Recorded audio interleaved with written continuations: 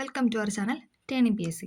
അപ്പോൾ നമ്മൾ ഇന്ന് പഠിക്കാനായിട്ട് പോകുന്നത് 5ാം ക്ലാസ്സിലെ ഒരു SCRT ചാപ്റ്ററാണ് വൻകരകളും സമുദ്രങ്ങളും. ചാപ്റ്ററിൻ്റെ പേരാണ് വൻകരകളും സമുദ്രങ്ങളും. ഇമ്പോർട്ടൻ്റ് ആയൊരു ചാപ്റ്ററാണ്. കുറച്ചധികം പോയിന്റ്സ് ഒക്കെ ഇതിനകത്തുണ്ട്. ഓക്കെ, 5ാം ക്ലാസ്സിലായതുകൊണ്ട് തന്നെ ഒരുപാട് ലെങ്തി വീഡിയോ ആയിരിക്കില്ല, പക്ഷേ കുറച്ചധികം പോയിന്റ്സ് ഉണ്ട്. PYK ആയിട്ട് ചോദിച്ച കുറച്ച് ക്വസ്റ്റ്യൻസ് ഒക്കെ ഈ ചാപ്റ്ററിലുണ്ട്. അപ്പോൾ നമുക്ക് സ്റ്റാർട്ട് ചെയ്യാം. ഓക്കെ, അറിയപ്പെടാത്ത നാടുകൾ തേടിയും സമ്പത്തിനു വേണ്ടിയും കൗതുകത്തിന്റെ പേരിലുമൊക്കെ മനുഷ്യൻ നടത്തിയിട്ടുള്ള സമുദ്രയാത്രകൾക്ക് നീണ്ട ചരിത്രം തന്നെയുണ്ട്.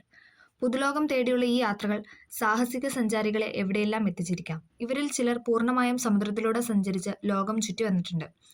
എന്നാൽ കരയിലൂടെ മാത്രം സഞ്ചരിച്ച് ലോകം ചുറ്റാൻ കഴിയുമോ? സാമൂഹ്യശാസ്ത്ര ലാബിലെ ഗ്ലോബ് നിരീക്ഷിച്ച് കണ്ടെത്തും. ഇവിടെ ഗ്ലോബിന്റെ പിക്ചറൊക്കെ കൊടുത്തിട്ടുണ്ട്, നമുക്ക് നോക്കാം.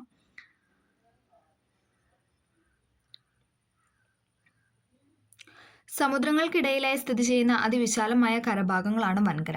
അപ്പം വൻകര എവിടെയാണ് സ്ഥിതി ചെയ്യുന്നതെന്നാണ് പറഞ്ഞിരിക്കുന്നത്. സമുദ്രങ്ങൾക്കിടയിലായി സ്ഥിതി ചെയ്യുന്ന അതിവിശാലമായ കരഭാഗമാണ് ഇതെന്ന് പറയുന്നത് വൻകര എന്ന് പറയുന്നത്.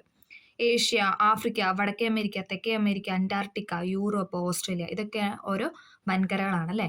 ഏഷ്യ, ആഫ്രിക്ക, വടക്കേ അമേരിക്ക, തെക്കേ അമേരിക്ക, അന്റാർട്ടിക്ക, യൂറോപ്പ്, ഓസ്ട്രേലിയ, ഇതൊക്കെ എന്ന് പറയുന്നത് വിവിധ തരത്തിലുള്ള വൻകരകളാണ്. നമുക്ക് ആദ്യം ഏഷ്യ നോക്കാം. ഏറ്റവും വലിയ വൻകരയാണ് ഏഷ്യ. PYQ ഏറ്റവും വലിയ വൻകരയാണ് ഇതെന്ന് പറയുന്നത് ഏഷ്യ എന്ന് പറയുന്നത്. ഓക്കെ, ഏറ്റവും വലിയ വൻകരയാണ് ഏഷ്യ. ഇന്ത്യൻ മഹാസമുദ്രത്തിന് വടക്കായി സ്ഥിതി ചെയ്യുന്നു. ഇന്ത്യൻ മഹാസമുദ്രത്തിന് വടക്കായിട്ട് സ്ഥിതി ചെയ്യുന്നു. ഓക്കെ, ഏറ്റവും വലിയ വൻകരയാണ് ഏഷ്യ എന്ന് പറയുന്നത്. അടുത്ത പോയിന്റാണ് ഇന്ത്യൻ മഹാസമുദ്രത്തിന് വടക്കായിട്ട് സ്ഥിതി ചെയ്യുന്നു. ഇന്ത്യൻ മഹാസമുദ്രത്തിന് വടക്കായിട്ട്, അതായത് വടക്കെന്ന് പറയുമ്പോൾ മുകളിൽ അല്ലെ, വടക്കായിട്ടാണ് ഏത് സ്ഥിതി ചെയ്യുന്നത്? ഏഷ്യ എന്ന ഭൂഖണ്ഡം സ്ഥിതി ചെയ്യുന്നത്. ലോകത്തിലെ ഏറ്റവും കൂടുതൽ ജനങ്ങൾ താമസിക്കുന്നു അല്ലെ. ലോകത്തിലെ ഏറ്റവും കൂടുതൽ ജനങ്ങൾ താമസിക്കുന്ന വൻകരയാണ് ഏതെന്ന് ചോദിച്ചു കഴിഞ്ഞാൽ ഏഷ്യ. ഓക്കെ, ഏറ്റവും വലിയ വൻകരയാണ് ഏഷ്യ എന്ന് പറയുന്നത്. ഇന്ത്യൻ മഹാസമുദ്രത്തിന് വടക്കായിട്ട് സ്ഥിതി ചെയ്യുന്നു. ലോകത്തിലെ ഏറ്റവും കൂടുതൽ ജനങ്ങൾ താമസിക്കുന്നു. ഈ 3 പോയിന്റും PYK ആയിട്ട് ചോദിച്ചിട്ടുണ്ട്. ഓക്കെ, നമ്മുടെ രാജ്യമായ ഇന്ത്യ ഏത് വൻകരയിലാണ്? ഏഷ്യയിലാണ് അല്ലേ. നമുക്ക് എല്ലാവർക്കും അറിയാം നമ്മുടെ രാജ്യമായ ഇന്ത്യ ഏഷ്യയിലാണ്. ലോകത്തിലെ ഏറ്റവും ഉയരം കൂടിയ കൊടുമുടിയാണ് ഏതെന്ന് പറയുന്നത് എവറസ്റ്റ്. അതും PYQ ആണ്. ഇതിനകത്തെ എല്ലാ പോയിന്റും PYQ ആയിട്ട് ചോദിച്ചിട്ടുള്ളതാണ്. ഓക്കെ, പ്രിലിംസിനും സെക്രട്ടേറിയറ്റ് ഓയുടെ പ്രിലിംസിനൊക്കെ ഉറപ്പായിട്ടും വരുന്ന ക്വസ്റ്റ്യൻസ് ഉള്ള ചാപ്റ്ററാണിത്. ഓക്കെ, ലോകത്തിലെ ഏറ്റവും ഉയരം കൂടിയ കൊടുമുടിയാണ് എവറസ്റ്റ്. അത് എവിടെയാണ് സ്ഥിതി ചെയ്യുന്നത്? ഏഷ്യ വൻകരയിലാണ്. ഓക്കെ, ധാരാളം മഴ ലഭിക്കുന്ന പ്രദേശങ്ങൾ, മഴ തീരെ കുറവായ പ്രദേശങ്ങൾ, വർഷം മുഴുവൻ മഞ്ഞു മൂടി കിടക്കുന്ന പ്രദേശങ്ങൾ, വളരെ ചൂട് കൂടിയ പ്രദേശങ്ങൾ, മിതമായ ചൂടും തണുപ്പുമുള്ള പ്രദേശങ്ങൾ എന്നിങ്ങനെ ഒട്ടനവധി വൈവിധ്യങ്ങൾ ഏഷ്യൻ വൻകരയിൽ കാണാനായിട്ട് കഴിയും. ധാരാളം മഴ ലഭിക്കുന്ന പ്രദേശമുണ്ട്. നമുക്കറിയാത്തല്ലേ, ഇന്ത്യയിൽ തന്നെ ഒരുപാട് മഴ ലഭിക്കുന്നുണ്ട്. ഇനി മഴ തീരെ കുറവുണ്ട്, മഞ്ഞു മൂടി കിടക്കുന്ന പ്രദേശമുണ്ട്, ചൂട് കൂടിയതുണ്ട്, മിതമായ ചൂടുള്ള പ്രദേശമുണ്ട്, തണുപ്പുള്ള പ്രദേശം, ഇതെല്ലാം ഇന്ത്യയിലുണ്ടല്ലേ. അപ്പോൾ ഇതെല്ലാം എവിടെ കാണപ്പെടുന്നുണ്ട്? ഏഷ്യ വൻകരയിൽ കാണപ്പെടുന്നുണ്ട്. ഓക്കെ, നെല്ല്, ഗോതമ്പ്, ചോളം തുടങ്ങിയ വിവിധ തരം വിളകൾ കൃഷി ചെയ്യുന്നു. നെല്ല്, ഗോതമ്പ്, ചോളം തുടങ്ങിയ വിവിധ തരം കൃഷികളും ഇവിടെ കൃഷി ചെയ്യുന്നു. ലോകത്തെ ഏറ്റവും കൂടുതൽ നെല്ല് ഉൽപ്പാദിപ്പിക്കുന്നത് ഏഷ്യയിലാണ്. ഇതും PYQ ആണ്. ഇതുണ്ടോ, എല്ലാ പോയിന്റ്സ് എന്ന് പറയുന്നത് PYQ ആയിട്ട് ചോദിച്ചു തന്നെയാണ്. ലോകത്തെ ഏറ്റവും കൂടുതൽ നെല്ല് ഉൽപ്പാദിപ്പിക്കുന്നത് ഏഷ്യയിലാണ്. ഓക്കെ, തല ഉയർത്തി ഹിമാലയം. ലോകത്തിലെ തന്നെ ഏറ്റവും വലിയ പർവ്വതനിരയാണ് ഹിമാലയം. ഇതും PYQ ആണല്ലേ. അപ്പോൾ അതാണ് പറഞ്ഞത്, ഈ ചാപ്റ്ററിലെ എല്ലാ പോയിന്റ്സും തന്നെ നമ്മുടെ പ്രിലിംസിനും മെയിൻസിനും ഒക്കെ ചോദിച്ചിട്ടുള്ള ക്വസ്റ്റ്യൻസ് ആണ്. ഓക്കെ, ലോകത്തിലെ തന്നെ ഏറ്റവും വലിയ പർവ്വതനിരയാണ് ഹിമാലയം. ഏഷ്യ വൻകരയിൽ ഇന്ത്യക്ക് വടക്കായിട്ട് സ്ഥിതി ചെയ്യുന്ന ഈ പർവ്വതനിര ഇന്ത്യയുടെ കാലാവസ്ഥയിലും സംസ്കാരത്തിലും ഏറെ സ്വാധീനം ചെലുത്തുന്നു. ലോകത്തിലെ ഏറ്റവും ഉയരമുള്ള കൊടുമുടിയായ നേപ്പാളിലെ മൗണ്ട് എവറസ്റ്റ് ഉൾപ്പെടെ നിരവധി കൊടുമുടികൾ ഇവിടെ ഉൾക്കൊള്ളുന്നുണ്ട്. ഈ പർവ്വതനിരകളിൽ പല ഭാഗങ്ങളും സ്ഥിരമായി മഞ്ഞു മൂടി കിടക്കുന്നതിനാലാണ് ഇതിന് ഹിമാലയം എന്ന് പേര് വന്നത് അല്ലെ. ഹിമാലയം സ്ഥിരമായിട്ട് അവിടെ മഞ്ഞു മൂടി കിടക്കുന്നതുകൊണ്ടാണ് ഇങ്ങനെ ഒരു പേര് അവിടെ വന്നത്. ഓക്കെ, അടുത്ത വൻകരയാണ് ആഫ്രിക്ക. രണ്ടാമത്തെ വൻകരയാണ് നമ്മൾ പഠിക്കാൻ പോകുന്നത് ആഫ്രിക്ക. ആഫ്രിക്കയ്ക്ക് വലുപ്പത്തിൽ 2ാം സ്ഥാനമുള്ളത്. ഏഷ്യക്കായിരുന്നു 1ാം സ്ഥാനം. 2ാമത്തെ സ്ഥാനം ഏതാണെന്ന് ചോദിച്ചു കഴിഞ്ഞാൽ ആഫ്രിക്ക. ഇന്ത്യൻ മഹാസമുദ്രത്തിനും അറ്റ്ലാന്റിക് സമുദ്രത്തിനും ഇടയിലായിട്ട് സ്ഥിതി ചെയ്യുന്നു. ഇന്ത്യൻ മഹാസമുദ്രത്തിനും അറ്റ്ലാന്റിക് സമുദ്രത്തിനും ഇടയിലായിട്ടാണ് ആഫ്രിക്ക സ്ഥിതി ചെയ്യുന്നത്. നമ്മൾ പറഞ്ഞു ഇന്ത്യൻ മഹാസമുദ്രത്തിന് വടക്കായിട്ടാണ് ഇത് സ്ഥിതി ചെയ്യുന്നത്, ഏഷ്യ വൻകര സ്ഥിതി ചെയ്യുന്നത്. അപ്പം ഇന്ത്യൻ മഹാസമുദ്രത്തിനും അറ്റ്ലാന്റിക് സമുദ്രത്തിനും ഇടയിലായിട്ടാണ് ആഫ്രിക്ക സ്ഥിതി ചെയ്യുന്നത്. ജനവാസത്തിൽ 2ാം സ്ഥാനം. ഓക്കെ, കൂടുതൽ പ്രദേശങ്ങളും മരുഭൂമിയാണ്. ആഫ്രിക്കയിൽ കൂടുതലും മരുഭൂമിയാണ്. അതുകൊണ്ട് കൃഷി വളരെ കുറവാണ്. മരുഭൂമിയാണ്, കൃഷിയൊക്കെ വളരെ കുറവാണ്. ലോകത്തിലെ ഏറ്റവും വലിയ മരുഭൂമിയായ സഹാറ എവിടെയാണ് കാണപ്പെടുന്നത്? ആഫ്രിക്കയിലാണ് അല്ലേ. നമുക്കറിയാം, അതും PYQ ആണ് അല്ലേ. ആഫ്രിക്കയിലാണ് എന്തെന്ന് പറയുന്നത് ലോകത്തിലെ ഏറ്റവും വലിയ മരുഭൂമിയായ സഹാറ കാണപ്പെടുന്നത്. ലോകത്തിലെ ഏറ്റവും നീളം കൂടിയ നദിയായ നൈല് ഏത് വൻകരയിലാണ്? അതും ആഫ്രിക്കയിലാണ് അല്ലേ. ലോകത്തിലെ ഏറ്റവും നീളം കൂടിയ, ഇതും PYQ ആണ്. ലോകത്തിലെ ഏറ്റവും നീളം കൂടിയ നദിയായ നൈല് ആഫ്രിക്കൻ വൻകരയിലൂടെയാണ് ഒഴുകുന്നത്. ഓക്കെ,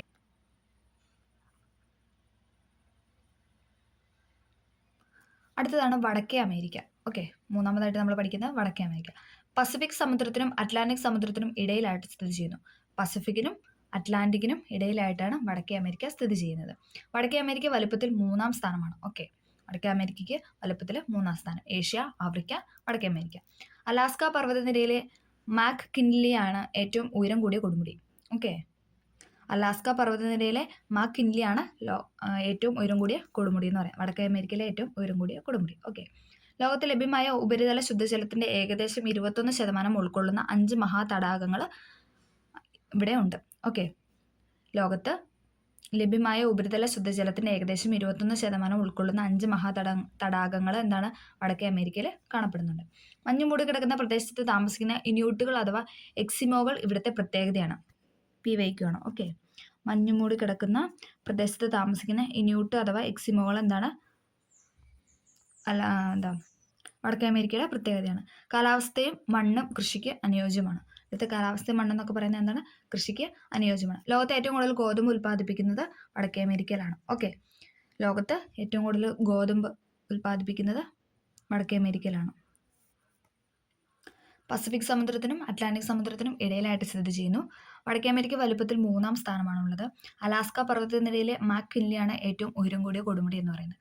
ലോകത്ത് ലഭ്യമായ ഉപരിതല ശുദ്ധജലത്തിന്റെ ഏകദേശം 21% ഉൾക്കൊള്ളുന്ന 5 മഹാതടാകങ്ങളും എന്താണ് വടക്കേ അമേരിക്കയിൽ കാണപ്പെടുന്നുണ്ട്. മഞ്ഞുമൂടി കിടക്കുന്ന പ്രദേശത്ത് താമസിക്കുന്ന ഇന്യൂട്ടുകൾ ഇവിടുത്തെ പ്രത്യേകതകളാണ്. കാലാവസ്ഥയും മണ്ണും കൃഷിക്ക് അനുയോജ്യമാണ്. ലോകത്തെ ഏറ്റവും കൂടുതൽ ഗോതമ്പ് ഉൽപ്പാദിപ്പിക്കുന്നത് വടക്കേ അമേരിക്കയിലാണ്. ഓക്കെ, മഞ്ഞുകൊണ്ട് വീടുകൾ. മഞ്ഞുറഞ്ഞു കിടക്കുന്ന വടക്കൻ ധ്രുവ പ്രദേശത്ത് താമസിക്കുന്ന ഇന്യൂട്ടുകൾ അഥവാ എക്സിമോകൾ തണുപ്പ് കാലത്ത് താൽക്കാലികമായി മഞ്ഞുകട്ടകൾ കൊണ്ട് വീടുണ്ടാക്കാറുണ്ട്. ഈ വീടുകളാണ് ഇഗ്ലു എന്ന പേരിൽ അറിയപ്പെടുന്നത്. വയ്ക്കുകയാണ്. ഈ വീടുകൾ എന്താണ് അറിയപ്പെടുന്നത്? ഇഗ്ലു. ഓക്കെ, മഞ്ഞുറഞ്ഞു കിടക്കുന്ന വടക്കൻ ധ്രുവ പ്രദേശത്ത് താമസിക്കുന്ന ഇന്യൂട്ടുകൾ അഥവാ എക്സിമോകൾ തണുപ്പ് കാലത്ത് താൽക്കാലികമായി മഞ്ഞുകട്ടകൾ കൊണ്ട് വീടുണ്ടാക്കാറുണ്ട്. ആ വീടുകളെയാണ് നമ്മൾ ഇഗ്ലു എന്ന പേരിൽ വിളിക്കുന്നത്. പഞ്ചമഹാതടാകങ്ങൾ. വടക്കേ അമേരിക്കയിലെ കാനഡ, USA എന്നീ രാജ്യങ്ങളിലായി സ്ഥിതി ചെയ്യുന്ന superior, Michigan, Huron, Erie, Ontario എന്നിവയാണ് പഞ്ചമഹാതടാകങ്ങൾ എന്ന് അറിയപ്പെടുന്നത്. Okay, superior, Michigan, Huron, Erie, Ontario എന്നിവയാണ് പഞ്ചമഹാതടാകങ്ങൾ. അടുത്തതാണ് തെക്കേ അമേരിക്ക. 4-ാമതായിട്ട് നമ്മൾ പറയുന്നത് തെക്കേ അമേരിക്ക. പസഫിക് സമുദ്രത്തിനും അറ്റ്ലാന്റിക് സമുദ്രത്തിനും ഇടയിലായിട്ട് സ്ഥിതി ചെയ്യുന്നു. തെക്കേ അമേരിക്ക എവിടെയാണ് സ്ഥിതി ചെയ്യുന്നത്? പസഫിക് സമുദ്രത്തിനും അറ്റ്ലാന്റിക് സമുദ്രത്തിനും ഇടയിലായി. വലുപ്പത്തിൽ 4-ാം സ്ഥാനമാണ് ഉള്ളത് അല്ലേ? നമ്മൾ പറഞ്ഞല്ലേ, ഏഷ്യ, ആഫ്രിക്ക, വടക്കേ അമേരിക്ക, തെക്കേ അമേരിക്ക. 4-ാം സ്ഥാനമാണ് ഉള്ളത്. മൗണ്ട് അക്കോങ്കുവയാണ് ഏറ്റവും ഉയരമുള്ള കൊടുമുടി എന്ന് പറയും. മൗണ്ട് അക്കോങ്കുവയാണ് ഏറ്റവും ഉയരമുള്ള തെക്കേ അമേരിക്കയിലെ കൊടുമുടി എന്ന് പറയുന്നത്. ലോകത്തെ ഏറ്റവും കൂടുതൽ ശുദ്ധജലം വഹിച്ചുകൊണ്ട് ഒഴുകുന്ന ആമസോൺ നദി ഏത് വൻകരയിലാണ്? തെക്കേ അമേരിക്കയിലാണ്. വയ്ക്കുകയാണേ. ലോകത്തെ ഏറ്റവും കൂടുതൽ ശുദ്ധജലം വഹിച്ചുകൊണ്ട് പോകുന്ന ആമസോൺ നദി എവിടെയാണ്? തെക്കേ അമേരിക്കയിലാണ്. തെക്കേ അമേരിക്കയുടെ വടക്കുഭാഗത്തുള്ള ആമസോൺ നദീതടത്തിലുള്ള നിബിഡ വനങ്ങളിലെ സസ്യജന്തുജാലങ്ങൾ ഏറെ വൈവിധ്യമുള്ളതാണ്. തെക്കേ അമേരിക്കയുടെ വടക്കുഭാഗത്തുള്ള ആമസോൺ നദീതടത്തിലുള്ള നിബിഡ വനങ്ങളിലെ സസ്യജന്തുജാലങ്ങൾ എന്താണ്? ഏറെ വൈവിധ്യമുള്ളവയാണ്. കന്നുകാലി വളർത്തൽ ഇവിടുത്തെ ജനങ്ങളുടെ ഒരു പ്രധാന തൊഴിലാണ്. കന്നുകാലി വളർത്തലാണ് ഇവിടുത്തെ ജനങ്ങളുടെ പ്രധാന തൊഴിൽ എന്ന് പറയുന്നത്. ഓക്കെ, നദിയിൽ ഇറങ്ങല്ലേ അങ്ങനെ പറഞ്ഞിട്ട് ഇവിടെ ഒരു ബോക്സ് കൊടുത്തിട്ടുണ്ട്, നോക്കാം. ആമസോൺ നദിയിൽ കാണപ്പെടുന്ന ഒരിനം മീനാണ് പിരാന. ആമസോൺ നദിയിൽ കാണപ്പെടുന്ന ഒരിനം മീനാണ് എന്ന് പറയുന്നത് പിരാന എന്ന് പറയുന്നത്. പിരാന മറ്റു മത്സ്യങ്ങളെയും നദിയിൽ ഇറങ്ങുന്ന ജീവികളെയും കൂട്ടത്തോടെ ആക്രമിച്ച് അതിൻ്റെ മൂർച്ചയേറിയ പല്ലുകൾ കൊണ്ട് നിമിഷ നേരത്തിൽ ഇവ തിന്നു തീർക്കും. മറ്റു മത്സ്യങ്ങളെയും നദിയിൽ ഇറങ്ങുന്ന ജീവികളെയും എന്താണ്? കൂട്ടത്തോടെ ആക്രമിക്കും. അതിൻ്റെ മൂർച്ചയേറിയ പല്ലുകൾ കൊണ്ട് നിമിഷ നേരത്തിൽ അവ തിന്നു തീർക്കും. ഓക്കെ, മരച്ചീനി നാടനല്ല. കേരളീയരുടെ ഇഷ്ടഭക്ഷണമായ മരച്ചീനിയുടെ ജന്മദേശം തെക്കേ അമേരിക്കയാണ്. വയ്ക്കൂ, ഇമ്പോർട്ടൻ്റ് ആണ്. കേരളീയരുടെ ഇഷ്ടഭക്ഷണമായ മരച്ചീനി എന്ന് പറയുന്ന മരച്ചീനിയുടെ ജന്മദേശം എവിടെയാണ്? തെക്കേ അമേരിക്ക. ഇതുപോലെ നമുക്ക് പരിചയമുള്ള പല കാർഷിക വിളകളും തെക്കേ അമേരിക്കയിൽ നിന്ന് വന്നവയാണ്. അടുത്തതാണ് അന്റാർട്ടിക്ക. വലുപ്പത്തിൽ 5-ാം സ്ഥാനമാണ് അന്റാർട്ടിക്കയ്ക്കുള്ളത്. വലുപ്പത്തിൽ 5-ാം സ്ഥാനം. ലോകത്തിലെ ഏറ്റവും തണുപ്പ് കൂടിയ പ്രദേശമാണ് അന്റാർട്ടിക്ക. നമുക്കറിയാം അല്ലേ, ലോകത്തിലെ ഏറ്റവും തണുപ്പ് കൂടിയ പ്രദേശമാണ് ഇതെന്ന് പറയുന്നത് അന്റാർട്ടിക്ക എന്ന് പറയുന്നത്. വലിപ്പത്തിൽ 5ാം സ്ഥാനമാണുള്ളത്. ലോകത്തിലെ ഏറ്റവും തണുപ്പ് കൂടിയ പ്രദേശം. വർഷം മുഴുവൻ മഞ്ഞ് മൂടി കിടക്കുന്നതുകൊണ്ട് തന്നെ വെളുത്ത ഭൂഖണ്ഡം എന്നറിയപ്പെടുന്നു. Important PYQ. വർഷം മുഴുവൻ മഞ്ഞ് മൂടി കിടക്കുന്നതുകൊണ്ട് തന്നെ വെളുത്ത ഭൂഖണ്ഡം എന്ന് അറിയപ്പെടുന്നു. ഓക്കെ. സ്ഥിരമായ ജനവാസം അവിടെ കാണാനായിട്ട് സാധിക്കില്ല. സ്ഥിരമായ ജനവാസം അവിടെ ഇല്ല. അളവറ്റ ധാതു നിക്ഷേപങ്ങളുള്ള ഈ വൻകരയിൽ ധാതു പര്യവേഷണത്തിനായും കാലാവസ്ഥാ പഠനങ്ങൾക്കായും പല രാജ്യങ്ങളും ഗവേഷണ കേന്ദ്രങ്ങൾ സ്ഥാപിച്ചിട്ടുണ്ട്. അളവറ്റ ധാതു നിക്ഷേപങ്ങളുള്ള ഈ വൻകരയിലും ധാതു പര്യവേഷണത്തിനായും കാലാവസ്ഥാ പഠനങ്ങൾക്കായും പല രാജ്യങ്ങളും എന്താണ് ഗവേഷണ കേന്ദ്രങ്ങൾ സ്ഥാപിച്ചിട്ടുണ്ട്. ഓക്കെ. മൈത്രി, ഭാരതി എന്നിവ ഇന്ത്യയുടെ അന്റാർട്ടിക്കയിലുള്ള ഗവേഷണ കേന്ദ്രങ്ങളാണ്. നമ്മളും സ്ഥാപിച്ചിട്ടുണ്ടല്ലേ. മൈത്രി, ഭാരതി എന്നിവ എന്താണ് ഇന്ത്യയുടെ അന്റാർട്ടിക്കയിലുള്ള ഗവേഷണ കേന്ദ്രങ്ങളാണ്. PYQ ആണ്. മൈത്രി, ഭാരതി എന്നിവ ഇന്ത്യയുടെ അന്റാർട്ടിക്കയിലുള്ള ഗവേഷണ കേന്ദ്രങ്ങളാണ്. ഓക്കെ.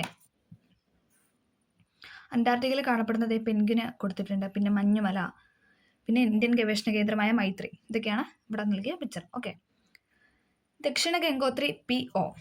ഇന്ത്യയുടെ ആദ്യത്തെ അന്റാർട്ടിക് ഗവേഷണ കേന്ദ്രമായ ദക്ഷിണ ഗംഗോത്രിയിൽ 1983 ഇന്ത്യ ഒരു തപാൽ ഓഫീസ് തുറക്കുകയും അവിടെ നിന്ന് 2000-ഓളം കത്തുകൾ അയക്കുകയും ചെയ്തു. PYQ ആണ്. Very very very important. ഇന്ത്യയുടെ ആദ്യത്തെ അന്റാർട്ടിക് ഗവേഷണ കേന്ദ്രമായ ദക്ഷിണ ഗംഗോത്രിയിൽ 1983 ഇന്ത്യ ഒരു തപാൽ ഓഫീസ് തുറക്കുകയും അവിടെ നിന്ന് എന്താണ് 2000-ഓളം കത്തുകൾ അയക്കുകയും ചെയ്തു. ഓക്കെ. അടുത്താണ് യൂറോപ്പ്. ഓക്കെ, നമ്മളിപ്പോൾ പറഞ്ഞ അന്റാർട്ടിക്കയാണ്. ഇനി അടുത്ത പോയിന്റാണ് യൂറോപ്പ്. അറ്റ്ലാന്റിക് സമുദ്രത്തിനും ഏഷ്യ വൻകരയ്ക്കും ഇടയിലായിട്ട് സ്ഥിതി ചെയ്യുന്നു. അറ്റ്ലാന്റിക്കിനും ഏഷ്യ വൻകരയ്ക്കും ഇടയിലാണ് ഏത് സ്ഥിതി ചെയ്യുന്നത്? യൂറോപ്പ് സ്ഥിതി ചെയ്യുന്നത്. അറ്റ്ലാന്റിക്കിനും ഏഷ്യയ്ക്കും ഇടയിലാണ് സ്ഥിതി ചെയ്യുന്നത്. വലുപ്പത്തിൽ 6ാം സ്ഥാനമാണ് ഉള്ളത്. വലുപ്പത്തിൽ 6ാം സ്ഥാനം. യുറാൽ പർവ്വതനിര യൂറോപ്പിനെ ഏഷ്യയിൽ നിന്ന് വേർതിരിക്കുന്നു. അതായത് ഏഷ്യയിൽ നിന്ന് യൂറോപ്പിനെ വേർതിരിക്കുന്നത് ഏത് പർവ്വതനിരയാണെന്ന് ചോദിച്ചാൽ യുറാൽ. പേര് നമുക്ക് കണക്ട് ചെയ്യാം. യുറാൽ പർവ്വതനിരയാണ് യൂറോപ്പിനെ ഏഷ്യയിൽ നിന്ന് വേർതിരിക്കുന്നത്. യുറാൽ പർവ്വതനിരയാണ് യൂറോപ്പിനെ ഏഷ്യയിൽ നിന്ന് വേർതിരിക്കുന്നത്. ജനസംഖ്യയിൽ 3ാം സ്ഥാനമാണ് ഉള്ളത്. ജനസംഖ്യയിൽ എന്താണ്? 3ാം സ്ഥാനം. ഓക്കെ. യൂറോപ്പിന്റെ തെക്കുഭാഗത്ത് മിതമായ ചൂടും തണുപ്പുമാണ് അനുഭവപ്പെടുന്നതെങ്കിലും വടക്കുഭാഗത്ത് അതികഠിനമായ തണുപ്പാണ്. യൂറോപ്പിന്റെ തെക്ക് ഭാഗത്ത്, അതായത് ഏകദേശം താഴ്ഭാഗത്ത് എന്താണ്? മിതമായ ചൂടും തണുപ്പും അല്ലേ, വലിയ കുഴപ്പമില്ലാത്തൊരു കാലാവസ്ഥയാണ്. പക്ഷെ വടക്ക് ഭാഗത്ത് മുകളിൽ എന്താണ്? അതികഠിനമായ തണുപ്പാണ്. വ്യാവസായികമായി വളരെയേറെ പുരോഗതി പ്രാപിച്ചിരിക്കുന്നു. വ്യാവസായികമായിട്ട് ഇപ്പോൾ വളരെയേറെ പുരോഗതി പ്രാപിച്ചു വരുന്നുണ്ട്. ഓക്കെ. മത്സ്യബന്ധനം ഒരു പ്രധാന തൊഴിലാണ്. മത്സ്യബന്ധനമാണ് എന്തെന്ന് പറയുന്നത്?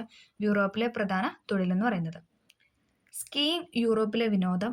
മുന്തിരി കൃഷി. ലണ്ടൻ നഗരം. അങ്ങനത്തെ കുറച്ച് പിക്ചറൊക്കെ ഇവിടെ നൽകിയിട്ടുണ്ട്. ഓക്കെ. പാതിരാ സൂര്യൻ്റെ നാട് നോർവേ. ഇതും PYQ ആണ്. ഈ ചാപ്റ്ററിലെ മിക്ക സെൻറ്റൻസും എന്തെന്ന് പറയുന്നത് ഓരോ PYQ ആയിട്ട് ചോദിച്ചിട്ടുള്ള ക്വസ്റ്റ്യൻസ് ആണ്. അതുകൊണ്ട് സ്കിപ്പ് ചെയ്യാതെ പഠിക്കുക. ഓക്കെ. പാതിരാ സൂര്യൻ്റെ നാട് അഥവാ നോർവേ. ആർട്ടിക് വൃത്തത്തിനുള്ളിൽ സ്ഥിതി ചെയ്യുന്ന നോർവേ, ഫിൻലാൻഡ് തുടങ്ങിയ രാജ്യങ്ങളിൽ വർഷത്തിൽ 6 മാസം പകലും 6 മാസം രാത്രിയുമാണ്. നമുക്കറിയാം അല്ലേ. വർഷത്തിൽ 6 മാസം എന്താണ്? നോർവേയിലും ഫിൻലാൻഡിലൊക്കെ 6 മാസം പകലും 6 മാസം രാത്രിയുമാണ്. ഇത്തരം പ്രദേശങ്ങളെക്കുറിച്ച് കൂടുതൽ അറിയുന്നതിനായി SK പൊറ്റക്കാടിന്റെ പാതിരാ സൂര്യൻ്റെ നാട്ടിൽ എന്ന പുസ്തകം വായിക്കുമല്ലോ.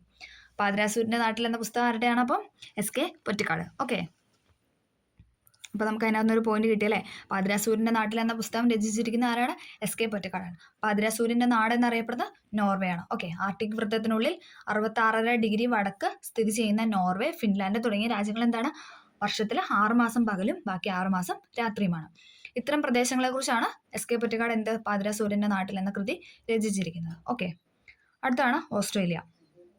ഏറ്റവും ചെറിയ വൻകരയാണ് ഓസ്ട്രേലിയ. ഏറ്റവും ചെറിയ വൻകരയാണ് ഓസ്ട്രേലിയ. ഇമ്പോർട്ടൻ്റ് ആണ്. PYQ ആണ്. ഏറ്റവും ചെറിയ വൻകരയാണ് ഓസ്ട്രേലിയ. ഓഷ്യാനിയ എന്ന പേരിലും അറിയപ്പെടുന്നു. ഓക്കെ. ഓസ്ട്രേലിയ അറിയപ്പെടുന്ന മറ്റൊരു പേരാണ് ഓഷ്യാനിയ. പൂർണ്ണമായും ജലത്താൽ ചുറ്റപ്പെട്ട് സ്ഥിതി ചെയ്യുന്നതിനാൽ ഓസ്ട്രേലിയയിലെ വൻകര ദ്വീപ് എന്ന് വിശേഷിപ്പിക്കുന്നു. പൂർണ്ണമായും എന്താണ്? ജലത്താലാണ് അവർ ചുറ്റപ്പെട്ട് സ്ഥിതി ചെയ്യുന്നത്. അതുകൊണ്ട് തന്നെ ഓസ്ട്രേലിയയെ വൻകര ദ്വീപ് എന്നാണ് വിശേഷിപ്പിക്കുന്നത്. ഓക്കെ. പൂർണ്ണമായും ജലത്താൽ ചുറ്റപ്പെട്ട് സ്ഥിതി ചെയ്യുന്നതിനാൽ ഓസ്ട്രേലിയ വൻകര ദ്വീപ് എന്ന് വിശേഷിപ്പിക്കുന്നു. മുട്ടയിടുന്ന സസ്തനിയായ പ്ലാറ്റിപ്പസ്, സഞ്ചിമൃഗം എന്നറിയപ്പെടുന്ന കങ്കാരു, നായവർഗത്തിൽപ്പെട്ട ഡിങ്കോകൾ തുടങ്ങിയ ഈ വൻകരയിൽ മാത്രം കാണപ്പെടുന്നവയാണ്. ഓക്കെ.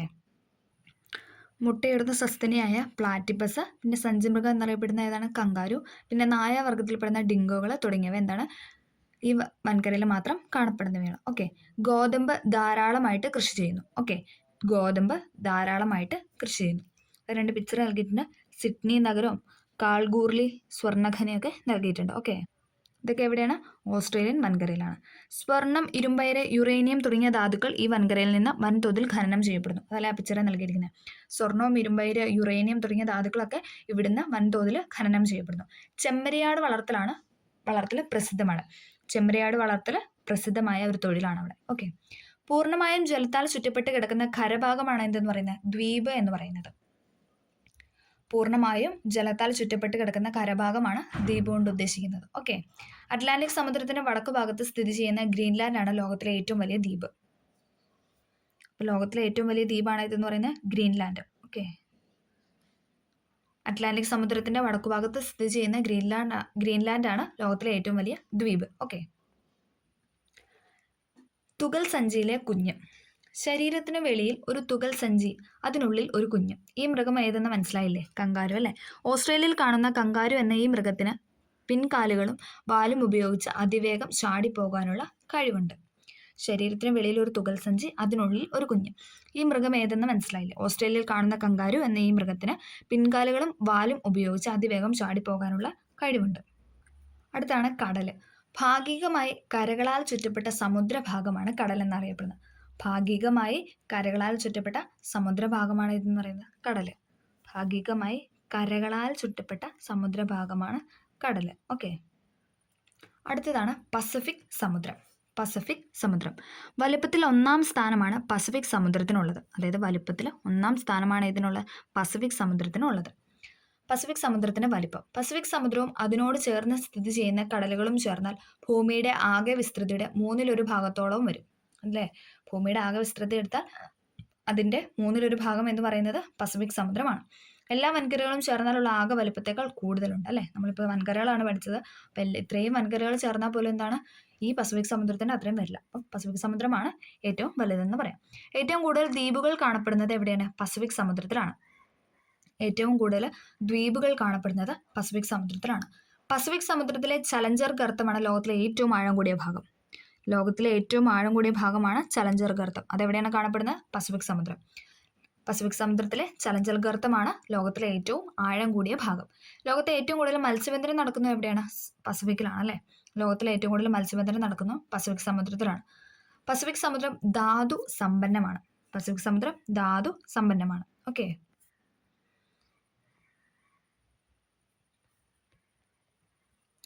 വലുപ്പത്തിൽ 1-ാം സ്ഥാനമാണ് പസഫിക് സമുദ്രത്തിനുള്ളത്. ഏറ്റവും കൂടുതൽ ദ്വീപുകൾ കാണപ്പെടുന്നത് ഈ സമുദ്രത്തിലാണ്. പസഫിക് സമുദ്രത്തിലെ ഏറ്റവും വലിയ ഗർത്തമാണ്, അല്ലെങ്കിൽ ലോകത്തിലെ തന്നെ ഏറ്റവും ആഴം കൂടിയ ഭാഗമാണ് ഇതെന്ന് പറയുന്നത് ചലഞ്ചർ ഗർത്തം. അത് കാണപ്പെടുന്നത് പസഫിക്കിലാണ്. ലോകത്തെ ഏറ്റവും കൂടുതൽ മത്സ്യബന്ധനം നടക്കുന്നത് പസഫിക് സമുദ്രത്തിലാണ്. പസഫിക് സമുദ്രം ധാതു സമ്പന്നമാണ്. പസഫിക് സമുദ്രവും അതിനോട് ചേർന്ന് സ്ഥിതി ചെയ്യുന്ന കടലുകളും ചേർന്നാൽ ഭൂമിയുടെ ആകെ വിസ്തൃതിയുടെ 1/3 ഭാഗത്തോളമാണ് വരുന്നത്. എല്ലാ വൻകരകളും ചേർന്നാലുള്ള ആകെ വലുപ്പത്തേക്കാൾ കൂടുതലാണ് ഇതെന്ന് പറയുന്നത് പസഫിക് സമുദ്രത്തിന്റെ വലുപ്പം എന്ന് പറയുന്നത്. ഓക്കെ. അടുത്തതാണ് അറ്റ്ലാന്റിക് സമുദ്രം. വലുപ്പത്തിൽ 2-ാം സ്ഥാനമാണ് അറ്റ്ലാന്റിക്കിനുള്ളത്. വലുപ്പത്തിൽ 2-ാം സ്ഥാനമാണ് അറ്റ്ലാന്റിക്കിന്. ലോകത്തിലെ ഏറ്റവും പ്രധാനപ്പെട്ട മത്സ്യബന്ധന കേന്ദ്രങ്ങളിൽ ഒന്നായ ഗ്രാൻഡ് ബാങ്ക്സ്. ഇമ്പോർട്ടൻ്റ് ആണ്, PYQ ആണ്.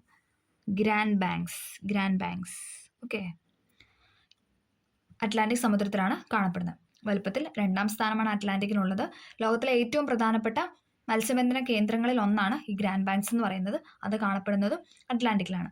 അറ്റ്ലാന്റിക് സമുദ്രത്തിന്റെ വടക്കുഭാഗത്ത് ലോകത്തിലെ ഏറ്റവും തിരക്കേറിയ സമുദ്രപാത എന്ന വിശേഷണവുമുണ്ട്. അറ്റ്ലാന്റിക് സമുദ്രത്തിന്റെ വടക്കുഭാഗത്ത് ലോകത്തിലെ ഏറ്റവും തിരക്കേറിയ സമുദ്രപാത എന്ന വിശേഷണവും ഉണ്ട്.